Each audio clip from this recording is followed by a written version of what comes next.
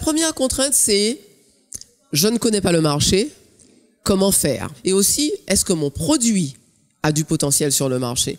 Donc, ce sont des b.a.-ba du commerce international. Ce sont des questions sur lesquelles on va se pencher et sur lesquelles on va vérifier qu'on peut apporter une réponse. C'est-à-dire que sur un marché, effectivement, est-ce que mon produit a du potentiel, ou s'il a du potentiel, est-ce qu'il y a nécessité de l'adapter? Est-ce qu'il y a nécessité de le protéger aussi? Après, la question linguistique, moi je dirais, elle vient en second plan parce que maintenant, l'entreprise peut se doter de compétences. Il y a des jeunes qui sont sur le marché, qui travaillent à l'international, qui maîtrisent parfaitement les langues et qui peuvent travailler pour l'entreprise, à l'instar de ces jeunes VIE.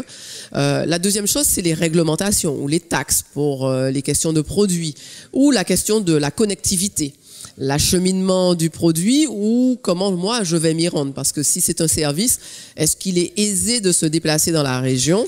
Alors si c'est la région de la Caraïbe, ça va être une autre problématique, ça va être une problématique différente de aller en Europe ou aller en Asie, où on va davantage compter le temps plutôt que la connectivité. La chambre de commerce est le guichet unique export en Martinique. Elle est la porte d'entrée des entreprises qui souhaitent se développer sur les marchés extérieurs. Nous identifions le projet de l'entreprise. Ce projet est vérifié par un diagnostic export qui, s'il s'avère positif, va aboutir sur la définition d'une stratégie et d'un plan d'action que nous allons ensuite accompagner à la mise en œuvre. À côté de cela, si nous identifions des faiblesses comme par exemple l'apprentissage de la langue, sur les techniques du commerce international, nous organisons régulièrement des formations sur les techniques du commerce international où nous travaillons avec notre département formation de langue pour renforcer les compétences linguistiques de l'entreprise et de façon à ce que l'entreprise soit relativement autonome pour entamer sa démarche.